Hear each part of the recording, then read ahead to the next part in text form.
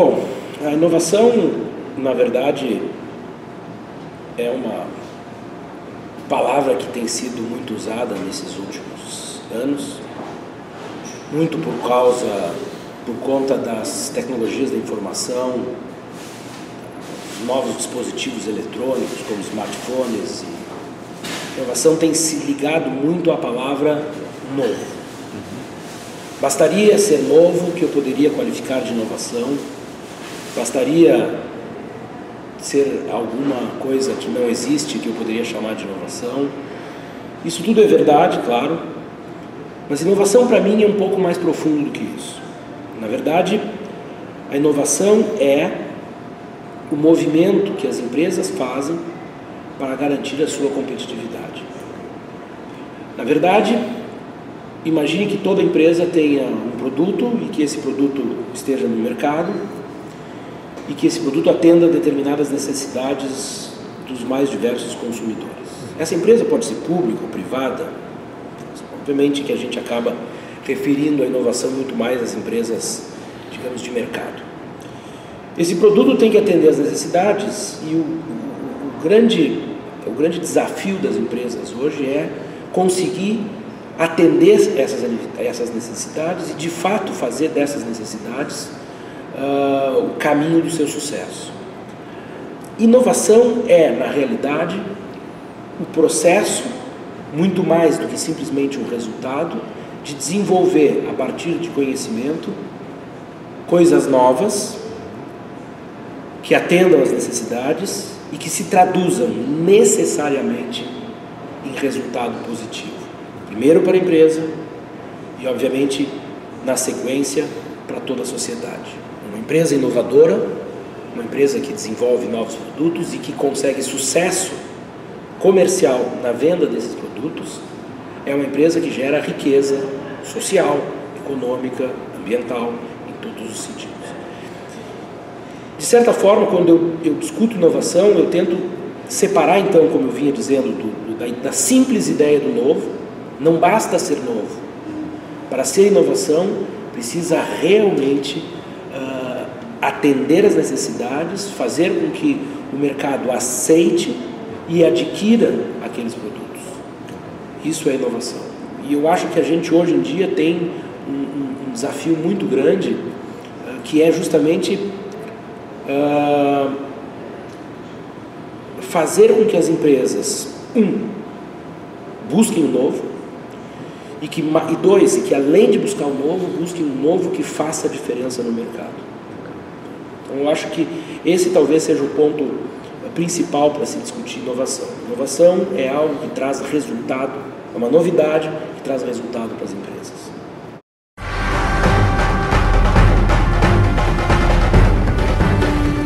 Talvez seja justamente a diferença entre invenção e inovação que ajuda a esclarecer o conceito que eu acabei de detalhar um pouco. A invenção é a novidade, é a nova ideia, é algo que tem uma viabilidade, digamos, técnica, algo que funcione, que tenha de fato um potencial de utilidade, de uso. A inovação é algo a mais do que invenção. É esta viabilidade técnica, este potencial de uso se concretizar no mercado e fazer com que, de fato, os consumidores tenham naquela invenção o suprimento da sua necessidade. E essa é a diferença. Enquanto a invenção é algo que tem uma viabilidade técnica, a inovação é algo que é tecnicamente viável e principalmente economicamente viável. Eu geralmente digo, quando eu lido com empresários, enfim, por exemplo, desenvolveram um produto, lançaram o produto no mercado e o produto não vendeu. Obviamente que aquele produto foi desenvolvido, teve um processo de invenção, mas ele, ao chegar no mercado, por alguma razão, não atendeu plenamente às necessidades do mercado. E ao não atender às necessidades do mercado, ele não concretizou a necessidade da empresa de rentabilizar aquele tipo de investimento. Então a invenção é apenas a ideia, muitas vezes transformada em algo concreto, mas que não garante resultado econômico. Então eu digo para os empresários, se você soubesse que esse seu produto não ia vender, você teria desenvolvido? Não. E essa é a diferença entre invenção e inovação.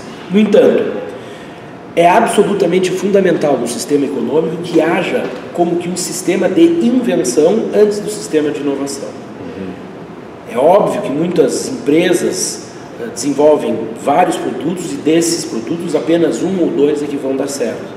Mas são esses 1, 2 que acabam rentabilizando o todo, e é justamente o fato de eu ter 10 produtos desenvolvidos e apenas 2 com resultado, 2 inovadores de 10 invenções, que eu consigo gerar o resultado positivo.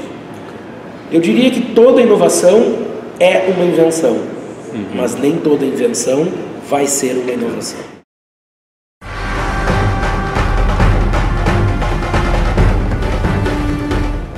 Bom, a relação é absolutamente plena, ela é absolutamente direta. Uma empresa, um setor de atividade econômica, um país não poderá jamais ser competitivo, isso principalmente no século XXI, se não tiver um sistema nacional de inovação. Basicamente funciona da seguinte forma, a empresa, ela obviamente, para ser competitiva, ela precisa estar no mercado, frente à concorrência, frente aos consumidores, e ela fazer com que os consumidores prefiram-na ao invés dos concorrentes.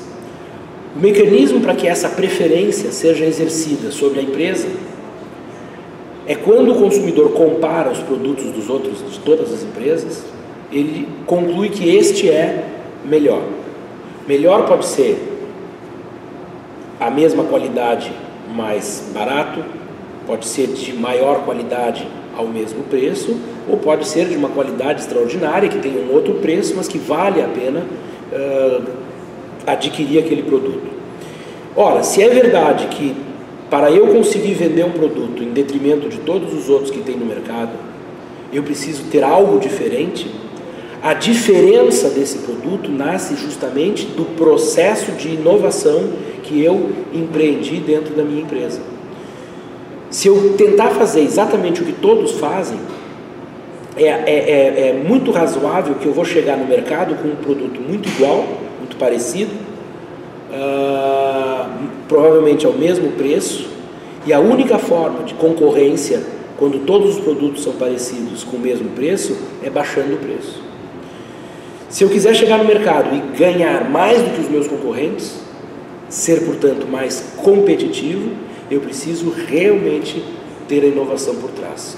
O que eu digo basicamente é o seguinte: o que faz o sucesso de uma empresa é o quanto de conhecimento diferente dos outros ela tem e transforma isso em tecnologia, em processos, em produtos. Se essa diferença for percebida pelo mercado, o mercado vai comprar o meu produto e não vai comprar o produto do meu concorrente. A única forma de transformar esse conhecimento diferente em coisas concretas, em tecnologias, em processos, em produtos, é por intermédio da inovação. Então é absolutamente direta a relação entre inovação e competitividade. Uma empresa, um setor de atividade econômica, um país, jamais será competitivo. Pode ser eventualmente por conta de preços internacionais, a prata no Peru, o café no Brasil.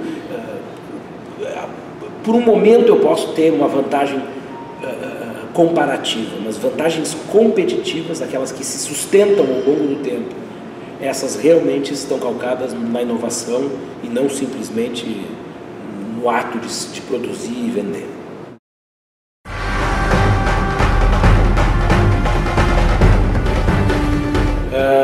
Infelizmente não. Na média, infelizmente não são inovadoras. É claro que na América Latina nós temos muitas empresas que são, retornando à questão anterior, competitivas. Por trás da competitividade dessas empresas, obviamente, eu tenho vantagens que foram adquiridas por intermédio de processos inovadores. Nós temos em cada país, obviamente, empresas líderes tecnologicamente, líderes em inovação e que, portanto, são altamente competitivas. Eu posso falar do Brasil com mais propriedade, empresas mundialmente conhecidas, como a Embraer, que fabrica aviões, como a Natura, que fabrica cosméticos, ou a própria Alpargatas, que fabrica sandálias havaianas, são empresas que têm, na sua essência, o processo do desenvolvimento contínuo, da busca por novas técnicas, novas tecnologias, busca de conhecimento científico, busca de design diferente e que tornam seus produtos inovadores. Nós vamos ter empresas assim na Argentina, certamente temos empresas assim no Peru, temos empresas na Colômbia, mas esta não é a característica principal das empresas latino-americanas. As empresas latino-americanas têm uma característica que a mim me preocupa profundamente, e os nossos estudos têm sido fundamentalmente em tentar encontrar alternativas, caminhos para alterar essa lógica nas empresas. As empresas latino-americanas, via de regra, são empresas que focam as suas atividades no que a gente chama de capacidade de operação.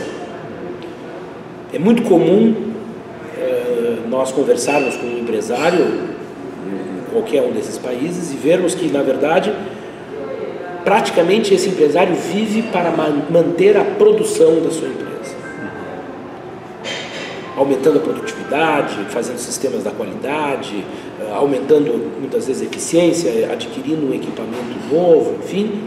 Mas não é isso que faz a diferença no século XXI. Já no final do século XX isso estava muito claro. Hoje realmente o que faz a diferença é eu ter um produto inovador. E nós temos muito poucas empresas com produtos inovadores. Eu tenho usado um modelo que nós desenvolvemos no Brasil que considera as empresas com 4 capacidades. Toda empresa tem 4 diferentes faces. Uma dessas faces que significa uma capacidade de atuação em desenvolvimento, em operação, em gestão e em marketing. Essas 4 capacidades vão se equilibrar, vão se arranjar de modo diferente, segundo o tipo de tecnologia, segundo o tipo de mercado, segundo a forma da cadeia de valor. Uma empresa no setor farmacêutico precisa ter desenvolvimento, precisa ter operação, precisa ter gestão e precisa ter marketing. Uma empresa fornecedora de autopeças dentro de uma cadeia produtiva como de uma montadora de veículos, que faz uma peça muito simples, não precisa de marketing, a gestão é muito simples, o desenvolvimento é praticamente zero, apenas para adaptar o que é pedido pelo cliente para a produção. E eu diria que essa é hoje a cara das empresas na América Latina. São empresas focadas em operação, quase que prestadores de serviço industrial. A gente conversa com os empresários e eu pergunto assim, o que vocês produzem? Ao invés de me responder um produto com uma marca, me respondem um processo. Então eu vou dentro de uma empresa do setor metal mecânico e digo assim, o que o senhor produz? Nós produzimos peças forjadas. Mas qual peça? Bom, a que nos pedirem. Ou seja, isso está um pouco ligado à própria configuração histórica, à própria formação econômica da América Latina. Nós não podemos esquecer que os nossos países foram primeiramente colonizados e que esse primeiro processo de colonização era um processo extrativista, né? Sejam de metais, aqui nas culturas andinas, seja de agricultura, como no caso do Brasil, e que se estabeleceram aqui povoados, pequenas cidades, vilas, mais para manter a estrutura extrativista do que para construir uma sólida condição de civilização, de uma condição urbana própria. Ora, claro que numa pequena cidade dessas, vamos voltar 250, 300 anos, eu precisava de um ferreiro, de um alfaiate, de um padeiro, enfim, pequenas profissões que prestavam serviços à comunidade urbana. Com o passar do tempo, essas cidades cresceram. Uma cidade como Lima, uma mega cidade como São Paulo, como Buenos Aires, Bogotá, enfim, são cidades que cresceram e, obviamente, o volume de produção para atender a população precisava ser cada vez maior. E esse padeiro virou, em muitos casos, uma empresa industrial de pães. O ferreiro se transformou numa empresa de metal mecânico. O alfaiate se transformou numa empresa de confecção de vestuário. Mas essa transformação não se dá no intuito de desenvolver novidades, se dá apenas no intuito de aumentar a produção. Em meados do século XX, praticamente em toda a América Latina, houve o que nós chamamos de processo de substituição de importações. Então, basicamente, até os anos 40, 50, nós tínhamos uma produção local de produtos muito simples para um consumo popular, e todo o consumo mais elaborado era importado inicialmente dos Estados Unidos, da Europa e posteriormente até do Japão no segundo momento. E o que começou-se a fazer bom, vamos deixar de importar carros e vamos fabricá-los aqui. O problema é que os carros fabricados aqui, e o mesmo vale para muitos outros segmentos, como vestuário, petroquímica, própria indústria farmacêutica, muitos desses segmentos simplesmente criavam fábricas e começavam a produzir aqui produtos que antes eram importados, mas os projetos continuavam sendo importados. Mas se a gente voltar à primeira questão sobre inovação, a inovação continuava acontecendo num país da Europa, nos Estados Unidos, algo que, de certa forma, diminuiu um pouco, mas ainda é esse o padrão de comportamento, é o que a gente assiste hoje.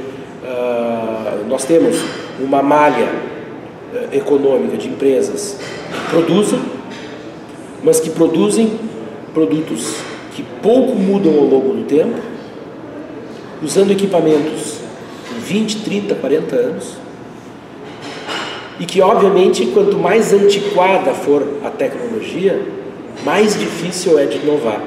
Imagina que eu tenho um nível técnico aqui e um nível de exigência de consumidor, de qualidade de produto aqui.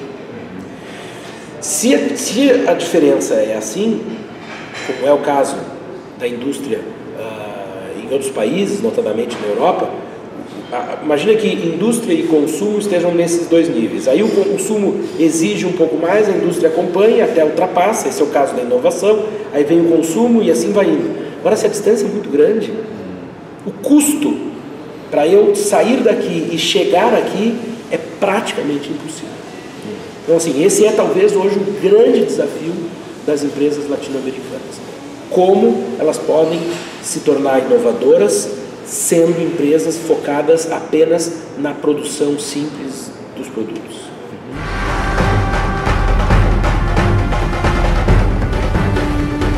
Ótima pergunta. Na verdade, eu vou dividir em dois momentos. A cultura, ela é algo que, em parte, nós temos, está nos nossos hábitos, na nossa origem familiar, nas nossas experiências ao longo da vida, enfim. Mas, em parte, a cultura é formada pelo contexto no qual nós estamos inseridos. Se eu estou num contexto onde, basicamente, a minha tarefa é ter recursos, matéria-prima, mão de obra, para produzir produtos cujo o projeto já está definido, eu não vou me importar e eu não vou nem precisar, e talvez não seja nem economicamente viável gastar dinheiro em inovação.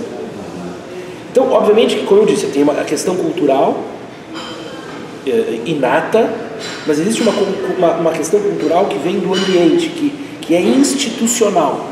Nós vivemos num ambiente que não... É como se as empresas não precisassem inovar. E aí talvez tenha um ponto importante, que é, de novo, na América Latina, nós temos um outro problema muito sério. Existe evidente aqui no Peru, como existe evidente no Brasil.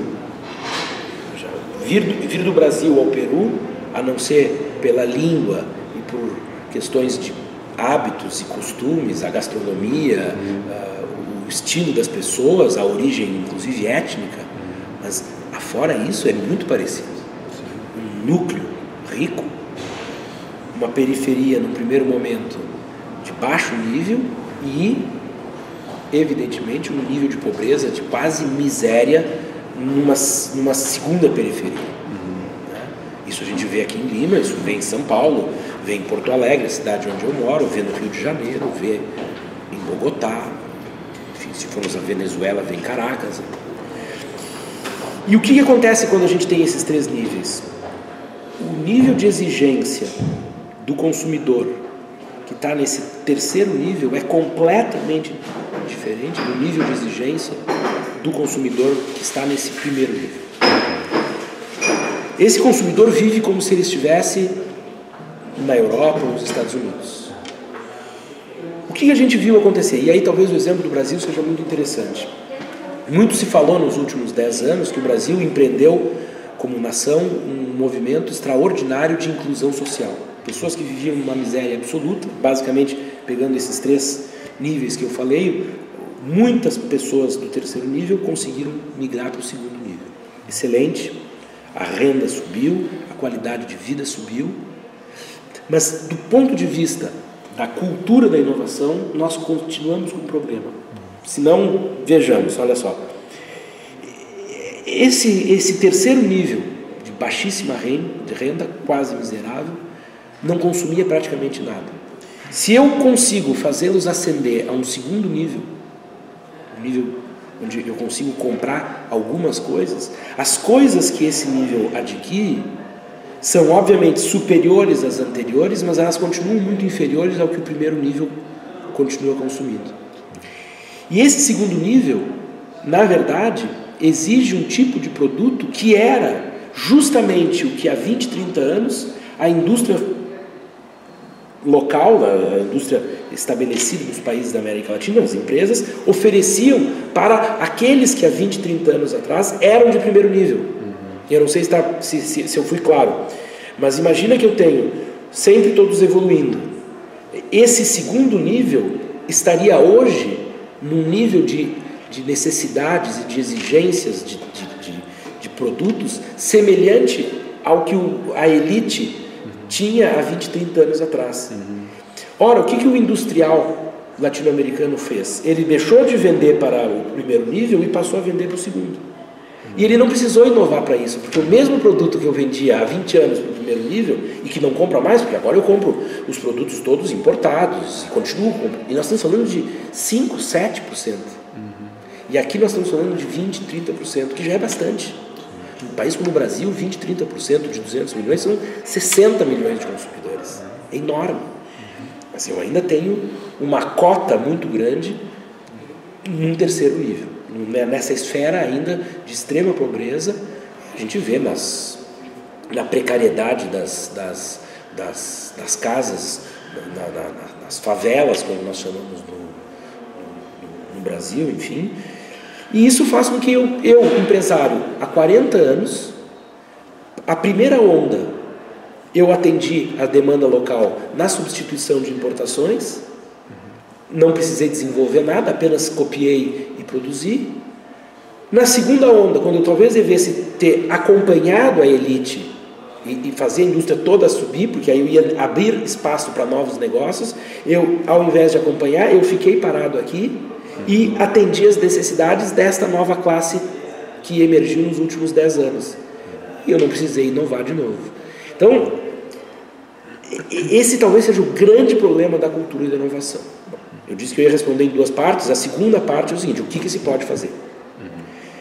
O que nós temos defendido hoje, e nós fizemos um estudo bastante grande no Brasil recentemente, muitas dessas coisas que eu estou falando estão colocadas nesse estudo, a gente nitidamente acredita que se as empresas latino-americanas, de modo geral, se especializarem, e eu vou pegar um exemplo peruano que eu acho extraordinário.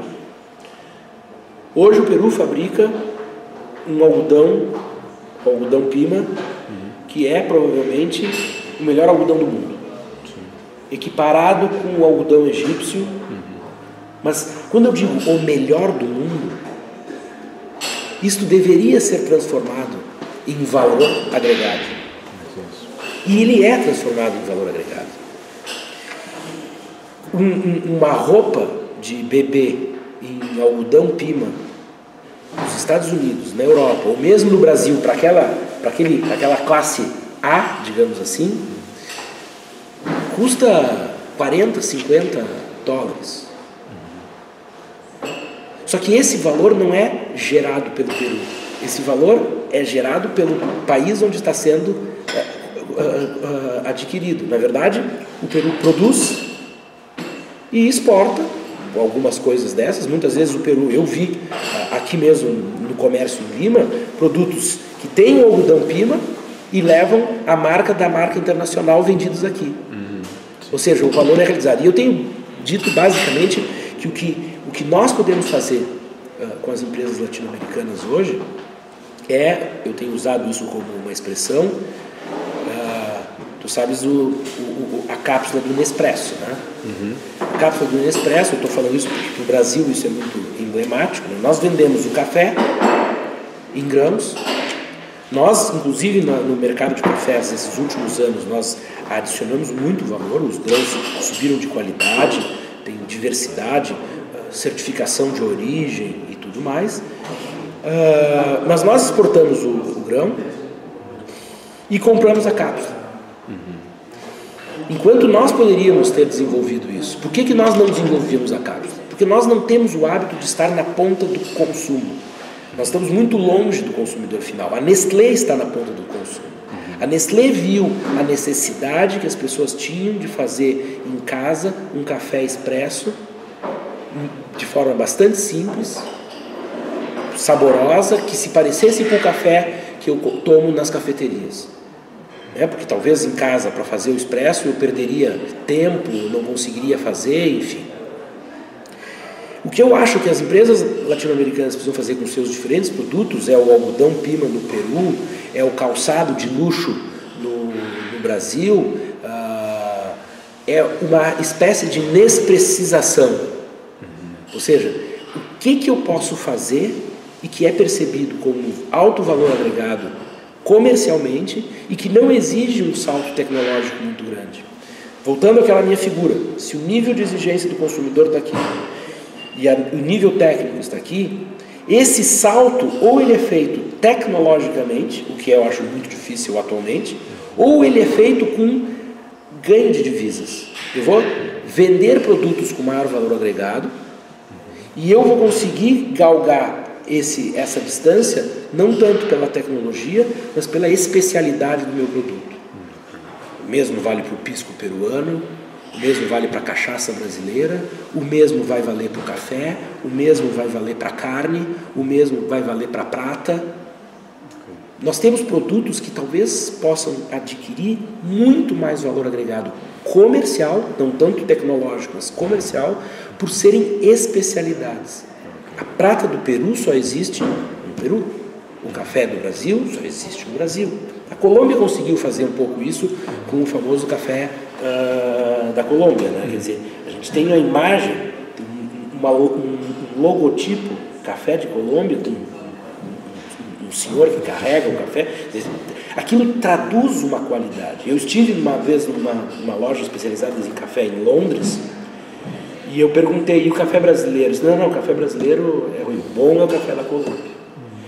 E se a gente pega os cafés, eles não são tão diferentes. Existem cafés brasileiros muito superiores aos da Colômbia, como existem colombianos superiores a alguns dos brasileiros. Ou seja, eles estão em níveis muito parecidos. A diferença é que tem um apelo comercial em torno do café da Colômbia, que poderia estar no algodão pima do Peru, que poderia estar no calçado brasileiro, ou na carne do pampa argentino, porque é conhecido no mundo inteiro. Então, hoje, basicamente, dado o momento que nós estamos, o primeiro passo é focar em especialidades. Vamos produzir para o mundo todo aquilo que só nós podemos produzir e aí fazermos aquilo com altíssima qualidade.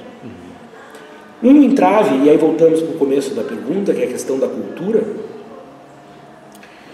é que nós temos um problema muito sério na América Latina. Nós achamos que toda a estrutura econômica de um país, ela tem que ser para o próprio país. Se a gente for para a Ásia, vai para a Coreia, pega uma empresa como a Samsung, ela vende apenas 10% do que ela produz na Coreia. Muito mundial isso, né? É óbvio, 90% é para fora. E a vantagem disso é que eu vou produzir algodão pima para o mundo, 10% vai ser consumido no Peru. E a receita que vem nessa venda me permite comprar aquilo que o Peru não produz. Eu vou vender calçado de luxo feminino brasileiro, e esse é o preço mesmo, a R$2.000, que é equivalente a 2.000 soles, equivalente a $500. É óbvio que dentro do Brasil, não tem tanta gente para comprar isso. Não, eu vou vender 10% aqui e vou exportar o restante. E as divisas que vêm com essa exportação me faz comprar algodão pima do Peru, e eu crio uma relação de troca que não está na nossa cultura. Então, para encerrar, se falta cultura comercial e eu tenho processos e eu sou focado em operação, é difícil fazer inovação. Então a gente precisa quebrar essa questão cultural. E o primeiro passo é focar no comércio de especialidades, produtos premium, que a gente tem falado.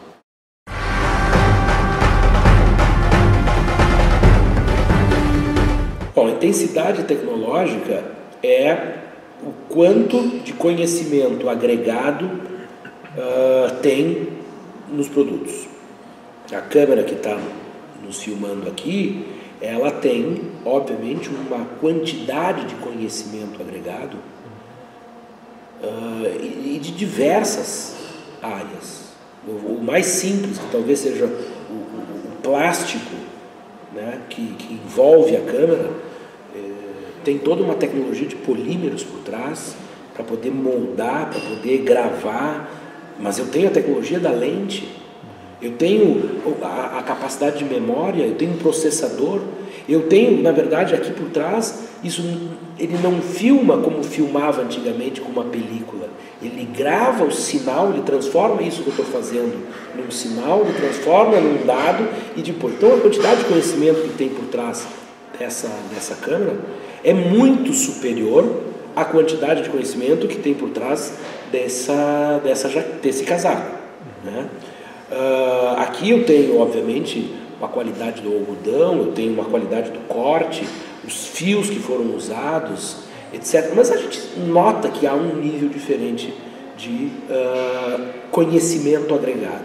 Então eu vou dizer que a intensidade tecnológica da câmera filmadora é superior à intensidade tecnológica desse termo. Isso é natural. Então existem produtos mais simples, tecnicamente falando, e produtos mais complexos. Basicamente o que a gente precisa fazer é saber qual é a base de conhecimento científico que está por trás da câmera e qual é a base de conhecimento científico que está por trás desse termo. Evidentemente que se eu investir em pesquisa que transforme o fio do algodão que está nesse termo, porque ele foi feito de uma forma específica, onde o produtor do algodão cuidou do solo, adquiriu determinada variedade genética da planta que dá o algodão para poder gerar um fio mais suave. Esse tipo de incremento de conhecimento científico pode ser feito nesse produto, né? E isso nos remete mais uma vez à pergunta anterior, onde a gente, quando eu falei das especialidades, uma vez que eu me especializo no algodão Pima, e que eu vou vender algodão Pima hecho em Peru para o mundo inteiro, eu preciso de uma base científica que me garanta a qualidade da fibra, que me garanta a qualidade do solo, que me garanta a qualidade da colheita, que me garanta a qualidade do equipamento que vai transformar, e com isso abre inclusive possibilidades para novos tipos de uso daquele tipo de algodão. Eu posso descobrir que o algodão Pima, em função de alguma qualidade específica na estrutura biológica da fibra, ele é ótimo para revestir a roupa do astronauta. Bom, evidentemente que não vai ser vendido a $40, vai ser vendido a $40 mil. Então a intensidade tecnológica está na origem do quanto eu posso ganhar. Se eu investir em produtos pouco intensivos e manter esta baixa intensividade, eu vou ganhar menos. Se eu investir em produtos de alta intensidade, eu vou ganhar mais. Eu acho que dá para fazer inclusive um meio termo, é pegar esses produtos que são de baixa intensidade e usar conhecimento científico para aumentar a intensidade tecnológica desses produtos.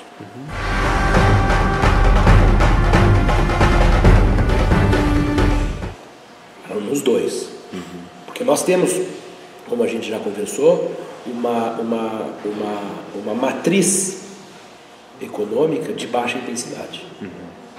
Essa matriz econômica de baixa intensidade precisa ser alimentada com conhecimento científico. Aí entra o papel das universidades, da pesquisa científica, da interação universidade-empresa, enfim. Precisa ser incorporado para ganhar valor. Ao mesmo tempo, há ramos de atividade de alta intensidade tecnológica que eu posso investir. Por exemplo, o ramo de alimentos. Nós temos, de novo, voltando para a nossa cultura latino-americana, a nossa ideia de alimento é um alimento muito vindo da terra. Se a gente pegar aqui no Peru, que é famoso pelo número extraordinário de tipos de batata, ou pelo número extraordinário de tipos de milho,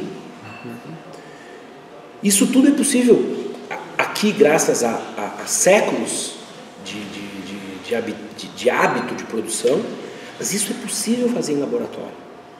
Em vez de esperar 200 anos para poder ter 4, 5, 6, 10, 15, 200 variedades de uma determinada planta, eu posso fazer isso em 2, 3 anos. E ao oferecer uma batata doce laranja, como tem aqui no Peru, eu posso oferecer um valor que não é percebido em nenhum outro lugar do mundo. De novo, a batata doce laranja do Peru, ela evoluiu ao longo dos anos. Eu posso fazer isso em laboratório. Então, quando eu fizer isso em laboratório e eu incorporar um cultivar que tem uma planta diferente e que me dará uma qualidade diferente, ou visual, ou com propriedades de saúde, e hoje em dia, por exemplo, uma alimentação saudável é cada vez mais bem vista em qualquer nicho de mercado. É só observar o sucesso que a cozinha peruana tem no mundo hoje, porque ela é uma cozinha basicamente baseada em produtos saudáveis. E eu acho que aí nós teremos um salto de qualidade. Então, assim, eu preciso essa nossa base de ramos de atividade pouco intensas tecnologicamente, eu preciso chegar a ela uma quantidade de conhecimento científico que transforme essa atividade.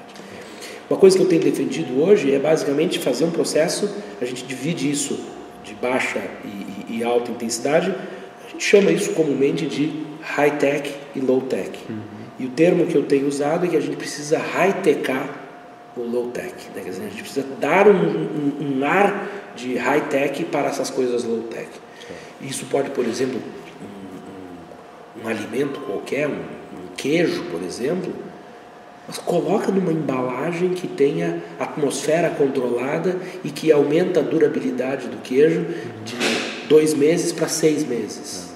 Então, isso eu incorporei tecnologia, eu não alterei a base tradicional do meu produto, mas eu transformei esse produto comercialmente num produto espetacular. Então eu vou ter lá o queijo colonial brasileiro numa embalagem e ele pode ser vendido na Europa. Hoje o queijo do Brasil não pode sair do Brasil.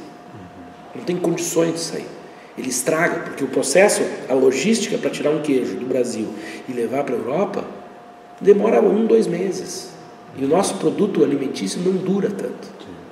Então eu tenho que incorporar a tecnologia. Mesmo vale para roupa, mesmo vale para outras. Mas nós não podemos esquecer, é que a base tecnológica da matriz econômica dos países latino-americanos está muito ligado aos produtos agro e às commodities. Então nós temos que tirar o ar de commodity e transformar em especialidade, mesmo continuando na base agro. Agora, evidentemente que eu posso investir em uma série de outras coisas de base científica e tecnológica. Não acho que fazer câmeras de vídeo em algum país da América Latina vale a pena, porque a China faz muito mais barato. Não adianta, porque aí agora a China produz isso a um preço que é impossível fazer o cálculo econômico, o cálculo de viabilidade econômica para tornar rentável a fábrica de câmeras vídeo ou de máquinas fotográficas ou de smartphones. Hein? Não vale a pena. Então, nós não vamos produzir smartphone. Nós vamos produzir, por exemplo, o alimento do futuro. E eu preciso de ciência e tecnologia para isso. E aí eu vou transformar esse alimento em high-tech. Eu conheci uma cabanha, ele produz um gado, esse produtor chamou um agrônomo para alterar o solo, chamou um veterinário para controlar o gado e chamou um biólogo para alterar geneticamente a matriz. Ele fez hoje um tipo de gado cuja qualidade da carne é espetacular. Ele vende por 2, 3 vezes mais caro que o preço de mercado e as pessoas compram. Mas ele teve que incorporar a ciência e tecnologia. Isso não é mais a produção de gado como a gente via. Colocar o gado no campo e basta ele comer e depois a gente transforma em carne. Isso é transformar aquilo numa atividade com conteúdo tecnológico, maior intensidade tecnológica.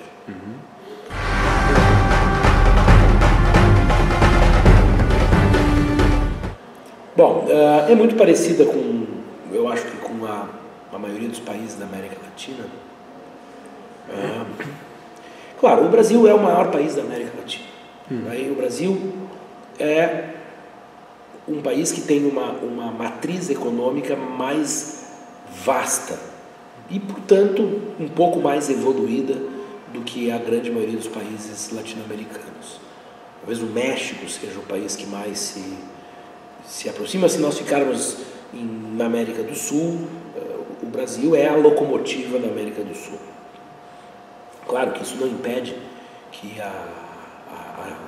os países andinos do Pacífico formem uma comunidade e com isso tenham vantagens de alguma forma. Mas, via de regra, o Brasil ainda é um país mais vistoso do que os demais países da América Latina. Como eu disse, pelo seu tamanho, e principalmente pela variedade de atividades econômicas. O Brasil faz um pouco de tudo. Como ele faz um pouco de tudo, é muito interessante isso, que nós, assim como eu dividi o perfil do mercado em 3 níveis, eu posso dividir a atividade econômica do Brasil em 3 níveis. É claro que nós temos um grupo de empresas e alguns setores, eu diria o seguinte, nós temos alguns setores que nós somos muito bons, tá? O setor de aviação, né, dos aviões é espetacular. O petróleo, até antes de toda a crise política que se abateu em cima da Petrobras, também tinha uma tecnologia extraordinária de águas profundas, enfim. Então eu tenho alguns setores,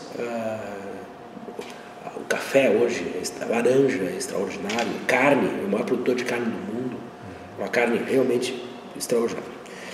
Mas o que é interessante no Brasil é que estes são setores que fazem a diferença internacionalmente. Mas se a gente quiser fazer um outro recorte, em vez de eu olhar estes setores são competitivos internacionalmente e todos esses não são, eu vou fazer o seguinte, eu vou fazer assim e vou olhar quais empresas dentro de todos os setores são competitivas. E aí, o muito interessante é que um país como o Brasil tem em todos os setores um grupo de empresas que estariam em qualquer lugar do mundo. O problema é que elas não são em número suficiente para tornar a economia suficientemente dinâmica. Então eu vou ter um líder, uma empresa espetacular no ramo de microeletrônica, não, ela não faz a câmera de vídeo ou o smartphone, mas ela faz placas de controle para plataformas de petróleo. É a única no mundo. Tá? Tudo bem, mas é que eu faço uma placa para uma plataforma e o mundo inteiro faz 50 plataformas por ano, então eu faço 50 placas, eu não faço 50 milhões de placas. Então a dinâmica econômica dessas empresas, elas individualmente são muito dinâmicas, mas elas não engendram dinâmica suficiente no país. Então essas seriam as empresas de primeira classe. Nós temos um segundo grupo que são empresas que estão sempre atreladas a esses líderes. Elas já têm um nível, digamos assim, de organização melhor, de gestão melhor, mas elas ainda têm aquela característica que eu coloquei no início, de serem focadas em operação, serem prestadoras de serviço industrial. Apenas elas são prestadoras de serviço industrial num nível técnico à altura dessas empresas de primeira classe. Só que elas também não são muito numerosas. Eu diria que nós temos 2, 3% das empresas em primeira classe e mais uns 15% de empresas desse segundo nível. E a grande maioria das empresas, 70, 80% das empresas estão nessa base e são empresas que realmente têm foco apenas em produzir, em reduzir custo ao máximo para chegar no mercado com o produto mais barato. E claro, se a base técnica, a base tecnológica do produto já é antiquada, não tem mais como reduzir custo. E aí começa a agredir qualidade. É a empresa de confecção que, para baixar custo, usa um fio, uma linha de menor qualidade, e essa linha arrebenta, cai o botão, enfim. E aí, obviamente, que eu tenho... Então, eu diria que o Brasil hoje é um país dividido nessas 3 categorias, mas, infelizmente, ainda a grande maioria são micro e pequenas empresas de base familiar, focadas em prestação de serviços. Isso não gera riqueza. Aí alguém diz, não, mas o mundo deveria ser todo de pequenas empresas. Você está falando contra as pequenas empresas? Não, não estou falando contra as pequenas empresas, estou falando contra a baixa intensidade tecnológica. Se eu for na Alemanha, lá também tem pequenas empresas, mas aquelas pequenas empresas produzem um tomógrafo para o hospital, que são equipamentos de altíssimo valor agregado. Então, acho que essas são as principais diferenças que a gente... enfim, são as características do Brasil. É muito parecido com a América Latina, mas como eu te disse, como o Brasil é maior e ainda é uma espécie de locomotiva, uma locomotiva meio velha, mas ela ainda puxa, eu ainda vou encontrar no Brasil empresas e setores de atividade mais evoluídos do que a média da América Latina. Mas não é suficiente para garantir o desenvolvimento econômico. Aliás, está longe de ser, porque nós estamos perdendo desenvolvimento nesses últimos anos. Né? Então...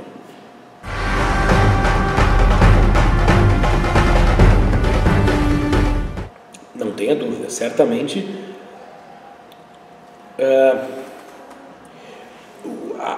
o sistema educacional na América Latina, eu vou dizer diferente, o sistema de ciência e tecnologia na América Latina é principalmente um sistema educacional. E quando a gente vai para outros países, O sistema de ciência e tecnologia é, antes de ser um sistema educacional, um sistema de pesquisa e desenvolvimento de conhecimento. Qual é a razão fundamental de ser esta a lógica? E é isso que nós precisamos inverter na América Latina. É que é o seguinte, se eu só sou um centro de educação, eu pego, assim como as empresas pegam projetos de fora, eu pego livros de fora e passo para os alunos. Os alunos vão aprender. O problema é que eles vão aprender um retrato de realidade que eles não encontram aqui. Então, o que a gente assiste hoje na América Latina, de um modo geral, imagina assim que eu tenho as universidades num nível e as empresas no outro. Né? Isso acontece nos Estados Unidos, isso acontece em qualquer país.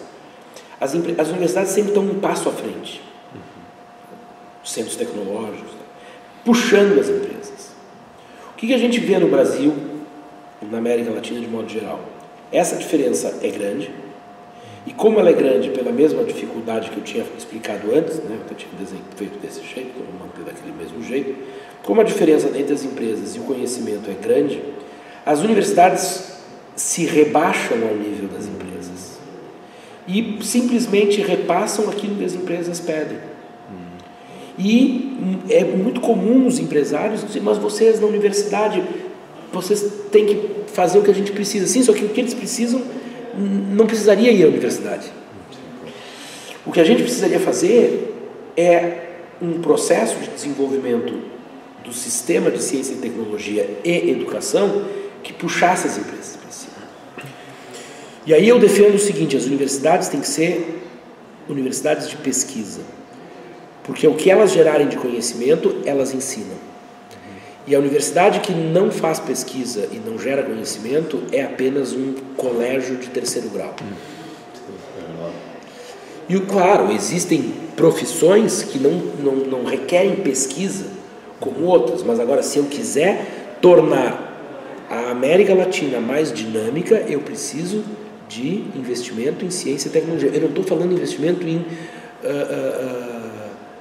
ciência e tecnologia, é assim, física, química, biologia, matemática, que são as ciências que estão por trás do sucesso dos produtos que se consomem no século XXI.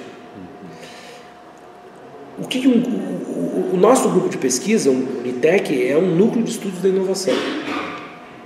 Eu acho absolutamente fundamental, porque isso que eu estou retratando aqui agora é resultado de pesquisa. Eu não estou inventando, eu não saberia falar essas coisas se eu não tivesse pesquisado. Nós acabamos de pesquisar 1.500 empresas. Então eu estou passando informações que são informações resultado de pesquisa científica. A ciência está me dizendo que as empresas são focadas em operação e não desenvolvem produtos. Não sou eu que estou dizendo. Então, a importância desses grupos de pesquisa científicos é fundamental. O aluno que participa do meu grupo de pesquisa é um aluno de um nível muito superior. E não é por minha causa, é porque ele tem acesso a um tipo de informação que está se transformando em conhecimento. Ele assiste esse processo e ele faz parte desse processo. Ele se molda diferente.